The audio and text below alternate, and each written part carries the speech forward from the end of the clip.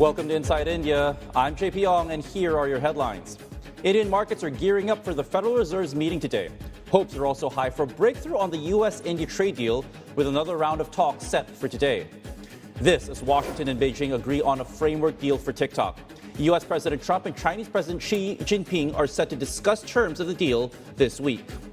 And India embarks on its first national policy on geothermal energy, with the country banking on that heat source for its clean energy transition.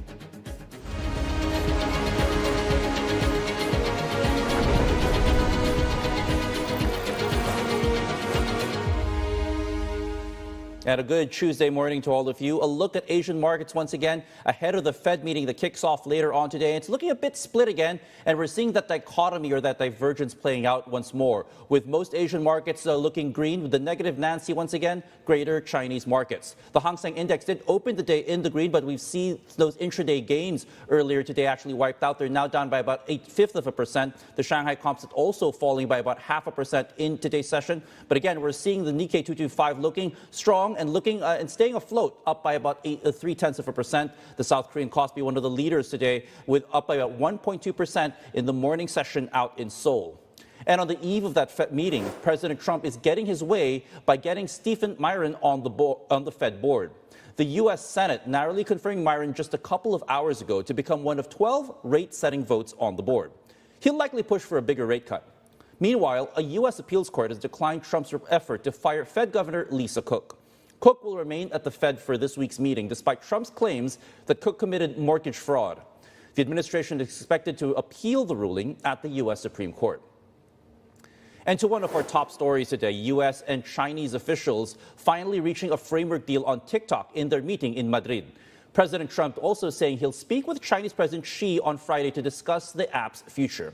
Elaine Yu joins us now. Elaine, there's a lot to discuss whenever the U.S. and China meet, especially with trade, regardless of whether or not TikTok is on the menu or not. But tell us what's on the table for these potential talks that are ongoing in Spain.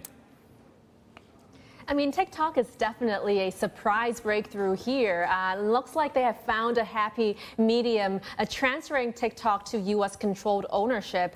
The deal will be confirmed during a call between the two presidents on Friday, so we'll wait for more details on that. And Scott Bessent, the Treasury Secretary, said they won't discuss the commercial terms as they're between two private parties, but they have been agreed upon. And let's take a listen to what Bessent said. I think the framework is for it to switch to U.S.-controlled ownership.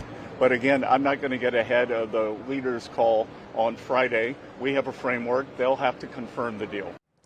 As for the Beijing side, Chinese Vice Premier He Lifeng said that regarding TikTok, China will start technology export approvals. And he also said the Chinese government fully supports or respects the wishes of its overseas companies and supports them in conducting commercial negotiations on an equal footing with partners. Now, an official with the Chinese cyberspace regulator also said the deal could include the licensing use of intellectual property rights, including TikTok's proprietary algorithm to keep users engaged. So that would be an interesting detail to watch out of the call on Friday. But Wendy Cutler, a former U.S. diplomat, also said that in addition to the TikTok deal, the Friday call could provide more clarity as to whether a meeting between Trump and Xi could be in the cards. But of course, a lot of work still needs to be done at the Bessent He Lifeng level before the two leaders can meet, JP. Yeah, a lot of roads still need to be paved before President Trump and President Xi will be able to meet. That much we understand. Now, while it seems that TikTok might be looking at smoother waters, Beijing is now accusing Nvidia, it seems, of violating antitrust laws. What do we know so far, and what is this? Is this going to provide the latest set of headaches for Nvidia? I mean, this definitely throws another curveball into the trade talks and a headache for Nvidia for sure.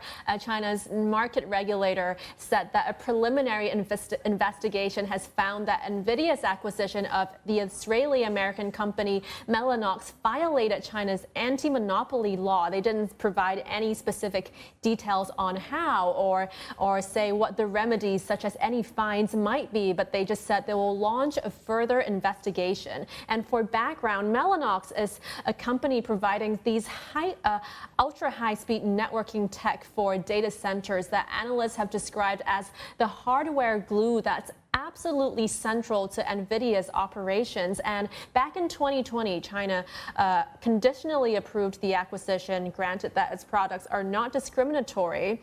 But the timing of this preliminary probe now does have that strong geopolitical flavor. And Kyle Chan, a researcher at Princeton University, said it's another move by Beijing to flex its leverage here. And he also pointed out that Beijing has continues to stop short of banning Nvidia's AI chips from the Chinese market. So many of these actions from Beijing are reversible, and what they do is creates this ongoing space for negotiations, JP. That's the issue, I guess, when you get too big, right, Elaine? More microchips and more problems. Thank you so much for the latest. That's Elaine Yu with the latest updates with regards to trade talks and Nvidia's next hurdles. In other news, India and the U.S. are expected to resume trade talks as well today in New Delhi. The U.S. Trade Representative for South Asia, Brendan Lynch, will meet India's chief negotiator, Rajesh Agarwal, for a day of discussions. This comes weeks after President Trump doubled tariffs on Indian goods to about 50%. The new tariffs sent Indian shipments to the U.S. down sharply last month to about $6.86 billion in August from just over $8 billion in July. Remember that the U.S. says those tariffs were put in place for India's purchases of Russian oil. White House trade advisor Peter Navarro continued to criticize India for that, even as negotiations are set to resume. In an interview with our U.S. colleagues, Navarro also commented about a recent social media exchange between President Trump and Prime Minister Modi, which had fueled hopes for a reset in relations. Take a listen. India is coming to the table. Modi, I don't know. Are they the worst? You call them the Maharaja of tariffs? The Maharaja of tariffs. But Joe, the Modi, Prime Minister Modi sent out a very conciliatory, nice, constructive tweet, whatever they do in India. And President Trump responded to that. We'll see that. This is how this works. But as a practical matter, we know that on the trade side, they have the highest tariffs of any major country. They have very high non-tariff barriers. We had to deal with that like we're dealing with every other country that does that.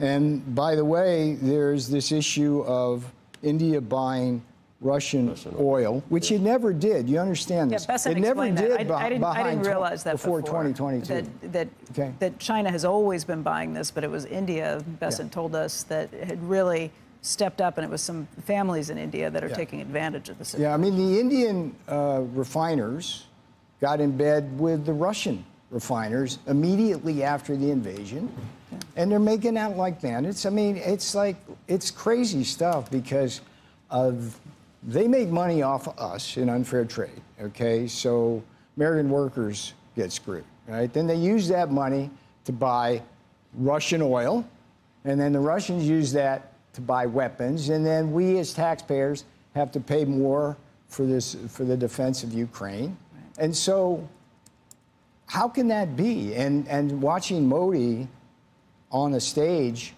with China, which has been its longtime existential threat, and Putin, that was an interesting stretch. I don't think he felt comfortable doing.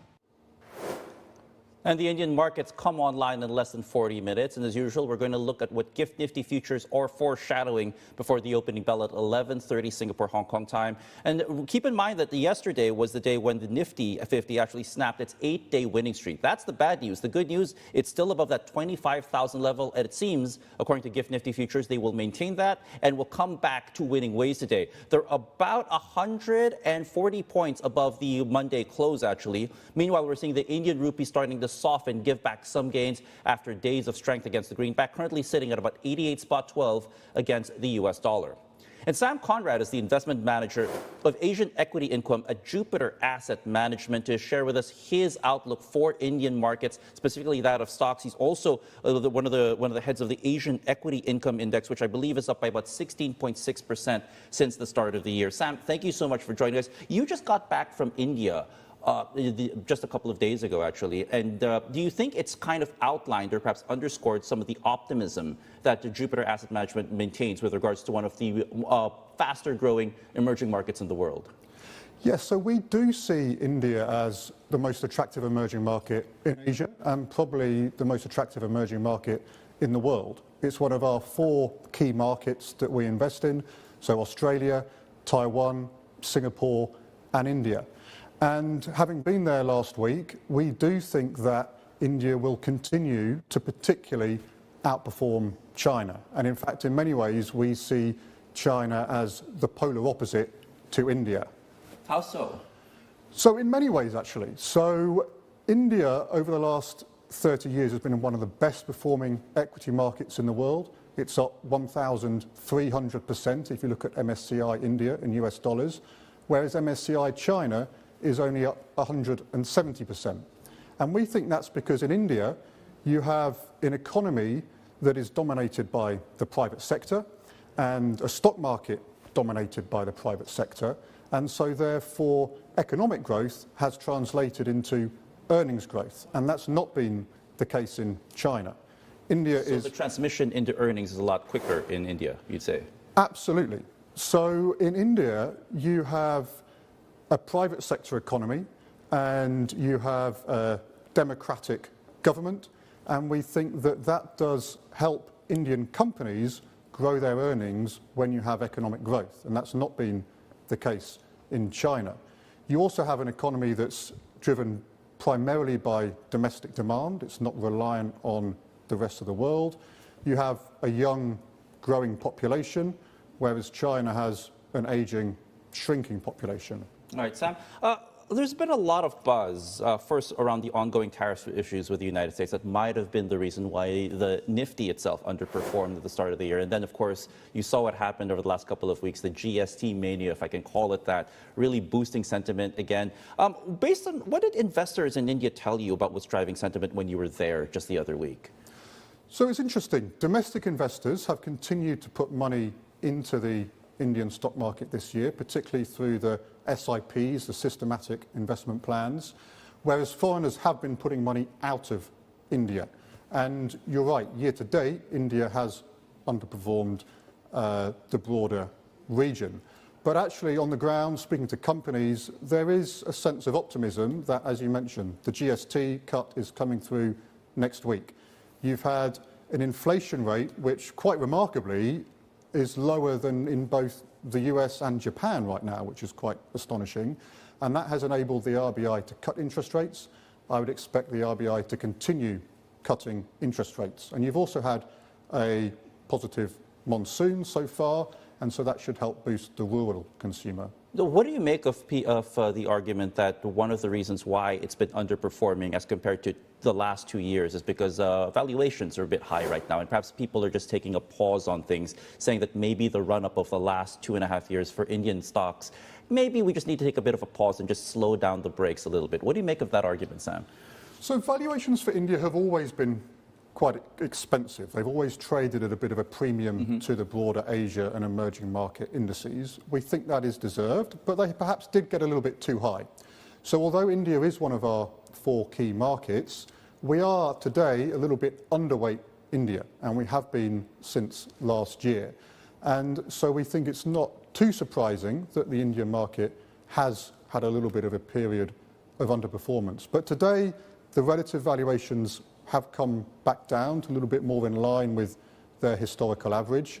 And I think the outlook over the coming 6, 12, 18 months is that you should start to see a bit of a pickup in terms of earnings growth for Indian corporates. All right, so let's talk about Jupiter Asset's approach here, and it's specifically India, but you're not looking at the broad sectors like some other funds. You're actually going into specific stocks, and I believe it's 5 stocks in 5 specific sectors.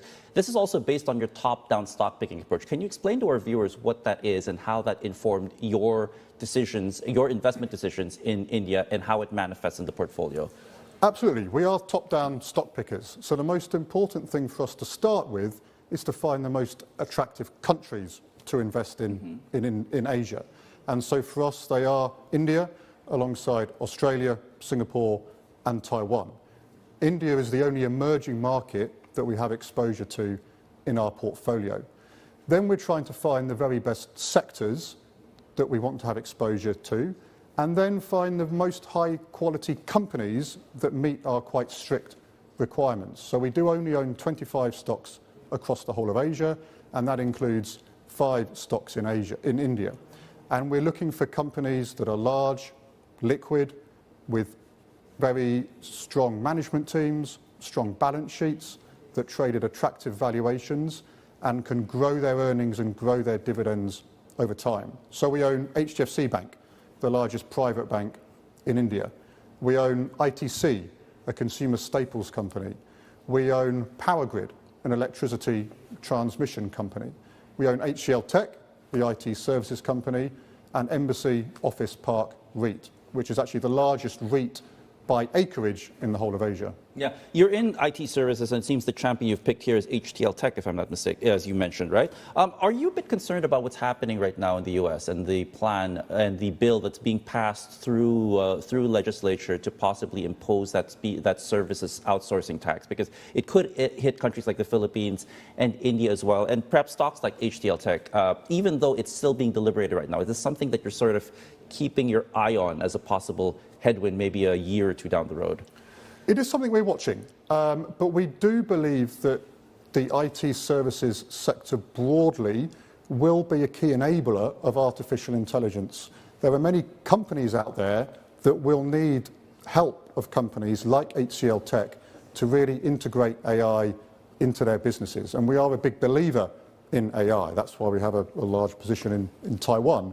And actually, although some people are concerned about what AI means for the IT services sector, we think in the short to medium term it can actually be a positive for those businesses. So yes, we will absolutely watch carefully what the US does, but we do think that they have a strong business model and a lot of demand for their services. Sam, I want to take a step back because you named 4 particular countries that you're specifically focused on: India, Taiwan, Australia, and Singapore. I'm curious as to whether or not you're investing in these because they all follow a broad trend, or because these 4 countries also provide natural hedges against each other in a portfolio. What was the thinking behind these 4 countries, and whether they complement each other or actually provide hedges against each other should things go one way or the other? Well, all 4 countries are very different to each other. So to an extent, they do provide a natural hedge. So clearly Australia and Singapore are developed markets. We think they're not just the most attractive developed markets in Asia, but arguably 2 of the most attractive developed markets in the world. Taiwan, we only own to have exposure to their technology sector. Whereas India is completely different to both Australia and Singapore, but also the tech exposure that we get through Taiwan. So yes, we do like the fact that each of the 4 countries do offer us something very, very different. All right. Sam, let's talk about some of the other reforms, as if India didn't need any more developments to bolster things. And it seems that they've decided to try to liberalize or try to bolster or quicken the process for listing IPOs in India. What do you think is that going to do for the market there? And is that necessarily going to be a positive, or might there be some things we have to watch out for if this does go through and quickens the pipeline for public listings in this fast-growing equity market? Well, India has actually already been quite successful in attracting IPOs and listing IPOs in recent years. There's not many markets globally that have had more IPOs than India. And so it has been sucking capital into the market. There has been quite a lot of new issuance. Existing listed companies have also been raising capital, but it hasn't actually dampened the enthusiasm, particularly of domestic investors, to continue to put money into India. Foreign investors have been taking money out of India over the last year. And it might be that some of these IPOs attract new money back into India, but we will watch carefully. And one of the foreign investors that have stayed in India arguably are you guys, right? So I have a question as to whether or not the currency weakness is also playing into how it plays into the investment thesis, because while the Nifty 50 is above 25,000, the rupee continues to try and test record weak levels. And sometimes that is a factor when foreign investors come in and look for and try to assess currency risk. How are you guys viewing the weakness of the rupee? It doesn't seem you guys are sweating it so much. Why is that? So we do always think about currencies. And that is one reason why we do, within our portfolio, focus on developed markets where we have greater confidence in the currency. And you're right, the Indian rupee has historically been on a weakening trend. But we do think that the upside in terms of share prices and dividend income will more than offset rupee weakness. But it is something we watch carefully, and it is one of the reasons why we're not actually overweight India today. If we had more confidence that the Indian rupee might actually start to hold its value or start to appreciate, then that would be a reason to take a more positive view on India. So 15% of the portfolio is weighted towards India. Could this increase in the future, in the near future, Sam, because of the obvious bullishness that you guys are exhibiting? I mean, could we see a sixth or a seventh stock in a different sector added? We could do, but the problem is it is very hard to find companies in India that do meet our strict criteria. So I did meet companies that we didn't own, and when we're looking for companies, and we are looking for those strong balance sheets that are large, liquid, very strong management teams, where they are still trading at attractive valuations, and we are an income fund. And so we are looking for companies that pay dividends today and where we think that they can grow their dividends over time. Unfortunately, there's not many companies in India that have a reasonable dividend yield. So we are struggling to find that sixth or seventh company, but we will keep looking, and I'm sure at some point we will find it. Absolutely, and again, we have to make sure that the mechanism really does translate growth to earnings and also dividends down to the investor. Because at the end of the day, you are still an income fund at that, right, Sam? Absolutely. Sam Conrad from Jupiter Asset Management. Appreciate the thoughts and and for outlining why the case for India remains quite strong. Thank you so much for your time, sir. Pleasure. Well, we are coming, and we're going for a quick break, but coming up, we'll keep it to the tariff story as lower U.S. duties on Japanese autos kick in today. We'll check in on how automakers are doing in Tokyo and how they are reacting. We'll be right back.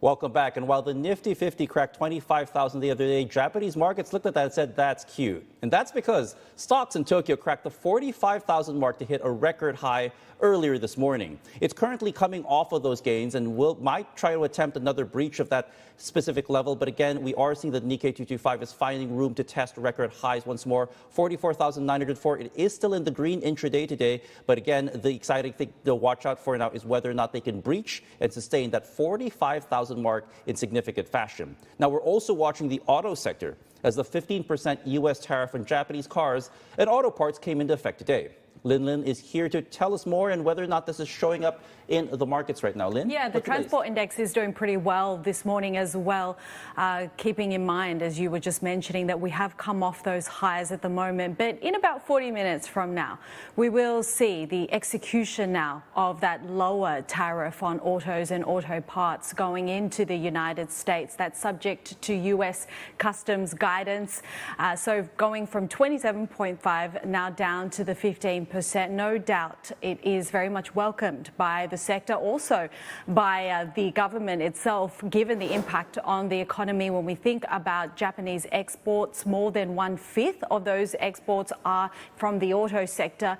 When we're thinking about sort of going into the United States, but also there is the point around the when you compare the situation with Korean automakers as well, because we've been talking about the stall, right, between the trade agreement between the US and South Korea. So now when we think about companies with comparable affordability levels, so Kia, Hyundai, with the likes of your Toyota and Honda, there is, at least on a relative basis, that sort of advantage coming through for Japanese automakers. But still, there is still those risks on the horizon, and we know that Ryosuke Akazawa, for example, has been talking about wanting to make sure most favored nation status for Japan when it comes to Section 232 sectorial tariffs does make it into an executive order. So we're talking about those key sectors like chips as well as pharma as well. Yeah, and I mean, that tariff differential with South Korea might be one of the things to watch out for, because it could mean a competitive advantage for Japan might be right for the Well, it does come into effect starting from today, right? So we're talking about a much lower tariff for Japanese automakers versus South Korean peers. Absolutely, and we're seeing also the effect right now. They are in the green. Lin, thank you so much for the latest updates, and we'll see if they can continue to maintain that optimism in the Tuesday session out in Japan. Well, coming up, we will take a deeper dive into the rare earth story in India. This as the country faces challenges despite renewed engagements with China. Stay tuned. You're watching Inside India.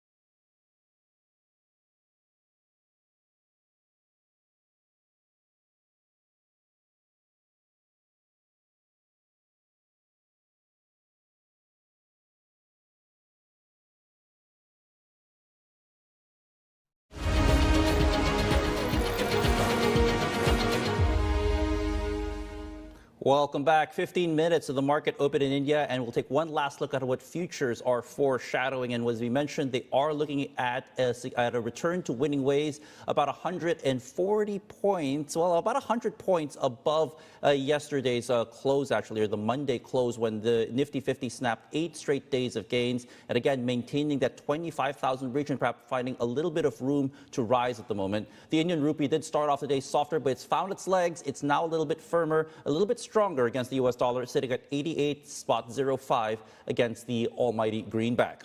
Let's look at some macro indicators for the month of August, which were released on Monday. First up, the unemployment rate ticked down to 5.1% last month from 5.2% in the month of July. The government noted that joblessness among men dropped to a 5-month low. The participation of women in the workforce, that is, also rose. Meantime, wholesale prices edging back up to 0.52% after staying in negative territory for the last 2 months, or the 2 months prior. That was primarily driven by a rise in prices of food and manufacturing products. In other news, India is unveiling its first national policy on geothermal energy, aiming to tap subterranean heat to support its clean energy transition. The plan encourages repurposing old oil and gas wells, installing ground source heat pumps, and offering incentives such as concessional loans. The Ministry of New and Renewable Energy says India has mapped 381 hot springs and 10 geothermal provinces for this project.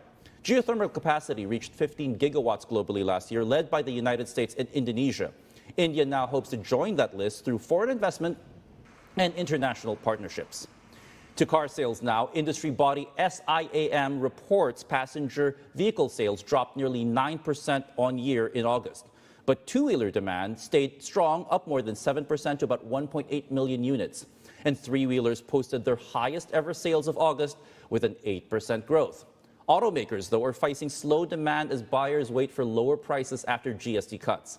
The sector has also been facing a supply shortage of rare earth magnets from China, despite high-level talks between the two countries. Automakers and component suppliers say supply remains disrupted. While Indian automakers are waiting for those rare earth supplies from China, the U.S. is striking a more positive note with Beijing as their tariff truce holds. U.S. Trade Representative Jameson Greer says Washington is getting rare earths during this tariff pause, but adds that more work needs to be done. As you know, right now we have a 90-day pause in effect with respect to U.S. tariffs on China and Chinese severe controls on rare earth minerals. We have been renewing that pause periodically. The current pause is set to expire November 10th. We're certainly open to considering further action there. If the talks continue in a positive direction, the United States is receiving rare earths much better than they were before. However, there's still work to be done there. Well, India is also no stranger to some of these rare earth vulnerabilities, as we outlined earlier on today. And Abhijit Kulkarni is a senior partner of metals and mining at EY Parthenon, who is here to help us understand better what these risks are to India. And Abhijit, this also comes as India launched their national critical minerals mission earlier on this year, and the timing can't be coincidental as to why they launched it and when they launched it. How critical is this for India and its burgeoning manufacturing and tech sector, given recent developments and some of the circumstances surrounding critical and rare earths? Yes. First of all, thank you for having me. I think you raised a very pertinent question. India has been traditionally dependent on China and others, primarily for our rare earth magnets and other supplies for India, because India practically has very limited refining capacity. So if you look at most of the rare earth that we do today, almost 95% plus is imported, and a lot of it from China. So that is where I think the National Critical Minerals Mission, which has been launched by the Government of India earlier this year, both diversifies the supply risks as well as gives a boost to the domestic manufacturing, both of critical minerals and primarily of rare earth.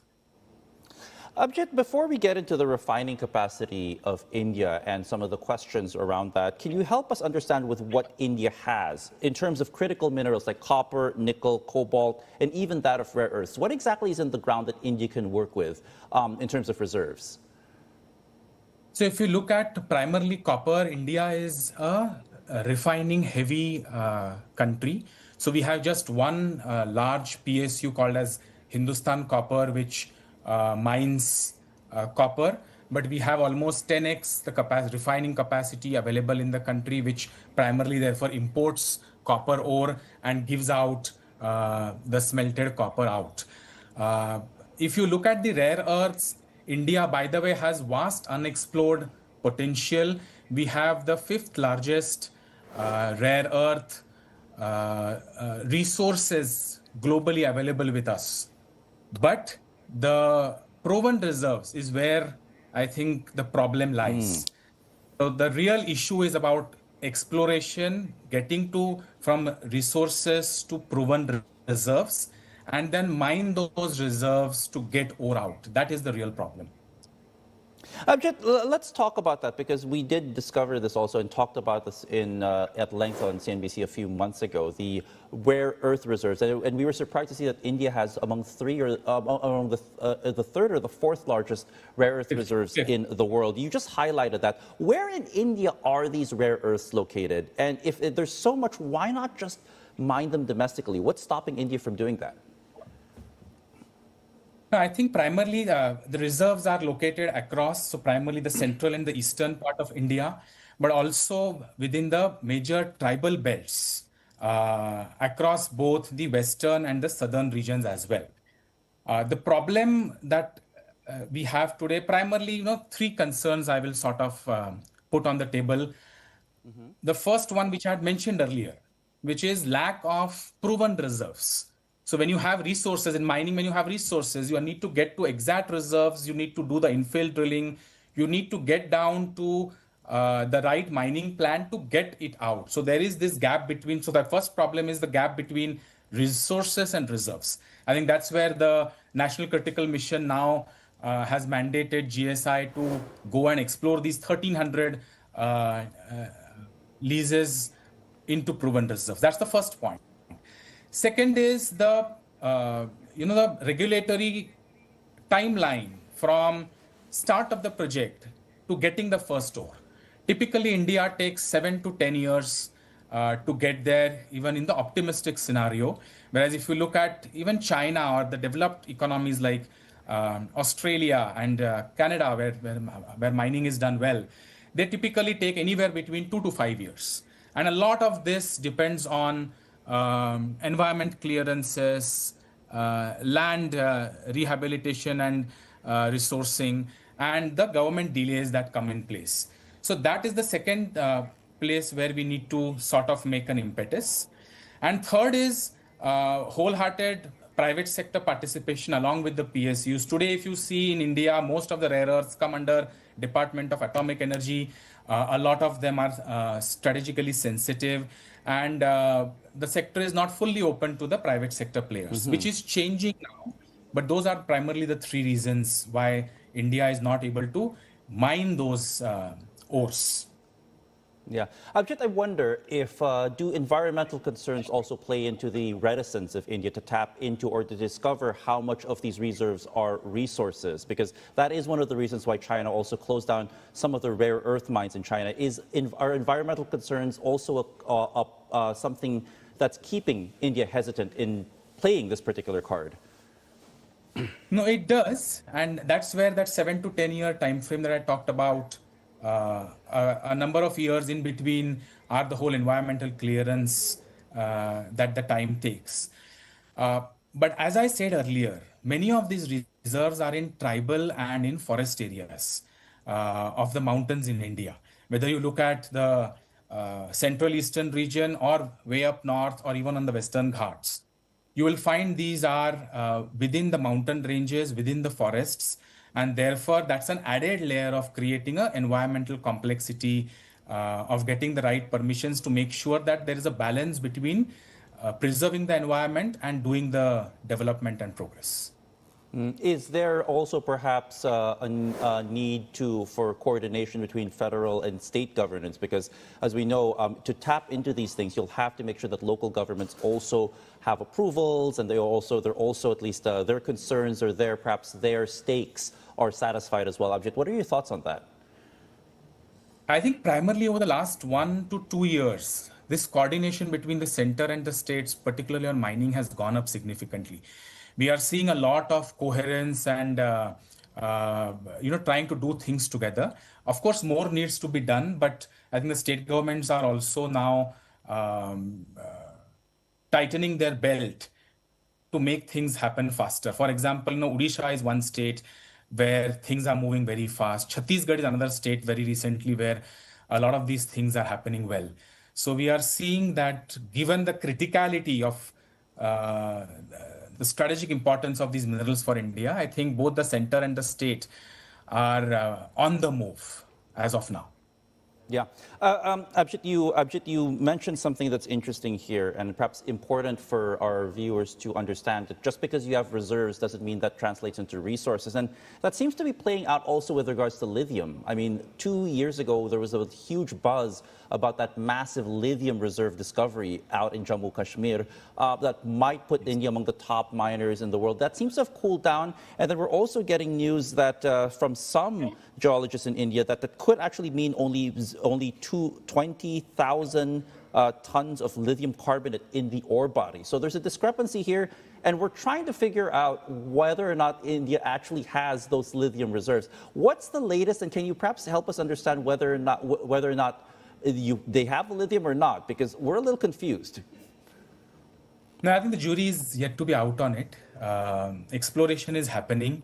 What we had thought initially, the resources and reserves both are potentially lesser than what we had thought originally. But I would not like to jump the gun right now to say that it's either 0 or 1.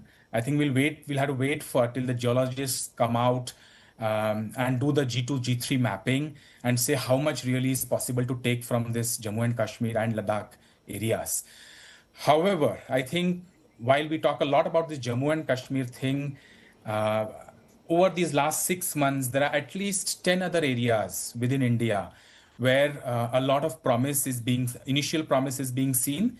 A lot of it has also not been publicized much in the media, given they want to wait for confirmations that need to happen. But I'm expecting that over the next 6 to 12 months, some significant announcements will be on the corner. Yeah, you said that it's going to matter. We'll have to wait for the G2G mapping surveys to come out. How long do these usually take, Abhijit? Typically, to get to a confirmation of the understanding, it's anywhere between 12 to 18 months. But in this case, I believe there have been delays.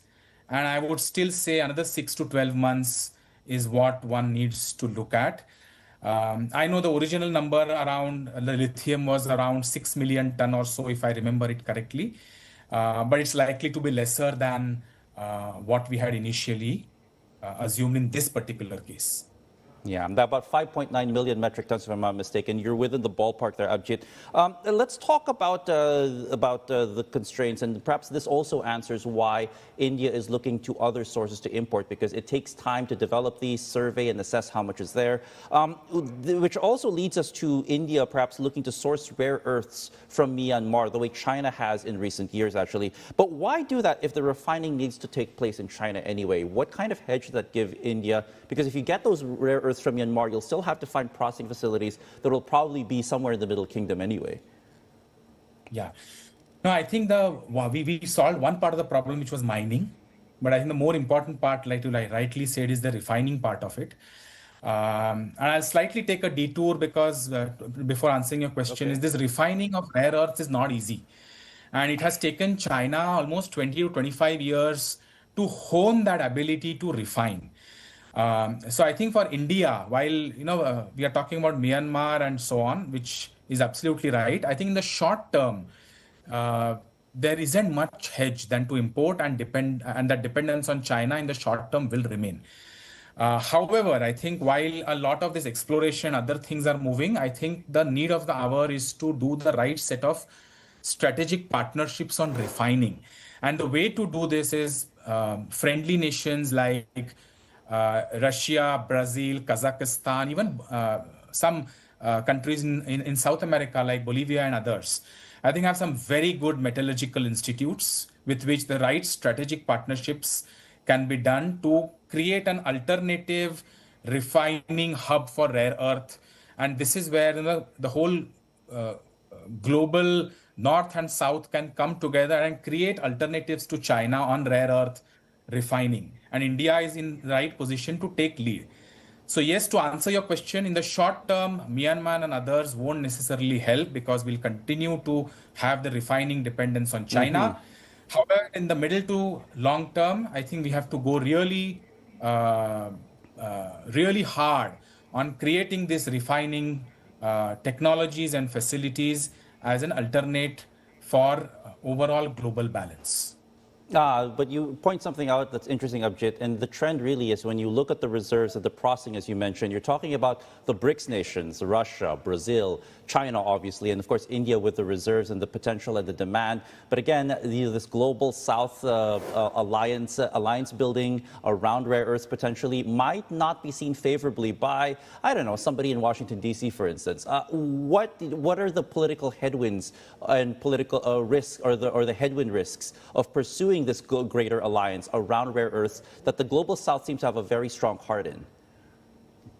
No, I think it has to be a collaboration between the global South and the North. So one can't see this. I agree with you that there could be potentially a geopolitical situation on this. But I would look at this more as a collaboration between the North and the global South for the greater need of the entire planet. Global North also has its positives both in the US, Canada, refining abilities in, for example, in Finland, Nordics, and so on. Coming together and creating options is only going to hedge problems. It's not going to further add to the problems. So I actually see that, if there is an alternate to China being created, it is good for everyone. Because China also, frankly, won't be able to, as these demand for rare earths go up, China being alone may not be able to supply to the entire world as this demand spirals. For example, just the semiconductor chips within the next 5 years, this rare earths demand is going to triple. And there is no clarity on supply. So any alternates which get created cannot be seen as a threat. They are only adding and creating help. Right, Abhijit. But on paper, it seems idealistic to think that the global South and the global North will work towards these mutually beneficial solutions that are clear for the world, really. But that doesn't seem to be the case. How realistic is it to actually imagine that? Because it seems day by day, the global North, the global South seem to be drifting into different polarities. No, it is. I agree. As of now, what you're saying is absolutely right. But let us not forget that the foundations of collaboration, both technological and manufacturing between the US and India over the last 5-7 years particularly has been exponential. And even though there are these short-term headwinds that are going on, I don't think everything comes to naught. So you would see the right technological collaboration, and I would rather say here that the collaboration between, say, India and Africa as the global South on these rare earths with the technology from the West can be a game changer. The technology on refining from the West, for example, can be a game changer. So there is a win-win possible here. We don't know whether we'll get to that soon, given what we are seeing, these tariffs and other things that are happening right now, and the larger implications. But personally, I feel that there is a path forward for collaboration between Washington and New Delhi on this. Absolutely, and that all depends on whether... If I may add, what is the mechanism to do this? Yeah, and all depends on whether or not all players act rationally. That's another thing. Abhijit, I do want to ask you one more question before you go. You outlined 20 to 25 years to develop a refining capacity. That's what China needed. So you've answered half of my last question, how much time it takes to build up the refining capacity. How about the cost? How much does it cost to actually establish these refiners and smelters? And is that the biggest hurdle actually for India when they're thinking about perhaps creating a more secure internal refining capacity for these critical minerals? No, I don't think so that capex is a problem for India at all. And I think the reason why I say this is because look at our oil and gas example. India doesn't have enough reserves of crude oil we import, but look at how the refining capacities have come up over the past 2-3 decades, both by state-owned refiners as well as by private players. I think that's the model to look at even for our critical minerals mission. It has to be a public-private partnership. CapEx is not going to be an issue. Mining is easy. Refining is tough, but you will find that 80% of the value pool, frankly, lies in the mining. So if we are able to get the mining right, I think you will be able to subsidize the capex on the refining side, because the value pools lie in. But Abhijit, I guess you have a ballpark figure for what that cost would be like with regards to establishing or making that capex investment. So it'll depend on mineral to mineral, but typically if you think of, let's say, 1 million ton capacity, let's say refining of a copper or something like that, I think about it as anywhere between $500 to $700 million. All right, so not extremely prohibitive, and perhaps also pointing at clearing more hurdles if India wants to pursue this path. Interesting conversation and great insights that helps us understand this sector even more. Abhijit Kulkarni from EY Parthen, thank you so much, and appreciate the thoughts and for sharing your insights with us as well. Well, the Indian markets have joined the trading day today, but we'll look at some movers in Mumbai after a short break. Don't go away. We're back in 2 minutes.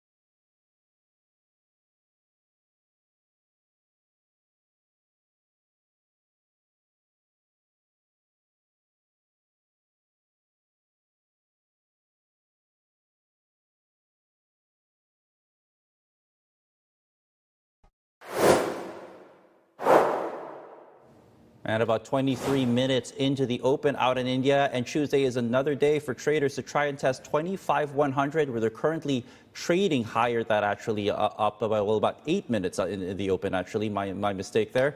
Indian markets now above 25,100, up by about 0.1%. Meanwhile, the Indian rupee going the other direction and just losing a little bit of muscle there, 88.11 against the US dollar in so far this Tuesday morning. A quick check on shares of Reliance about 9 minutes into the trading day. The Indian conglomerate has reportedly raised nearly $2.5 billion through asset-backed securities. Bloomberg reports around 3/4 of the issuance was picked up by domestic asset managers, including HDFC and ICICI Prudential.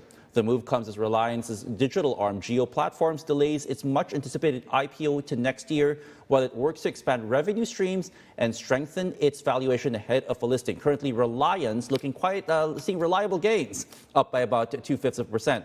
Adani Enterprises also getting a contract worth $450 million for a 13-kilometer ropeway project. Situated in the state of Uttarakhand, it aims to cut travel time for pilgrims to 36 minutes via cable car from the current 8 to 9 hours on foot.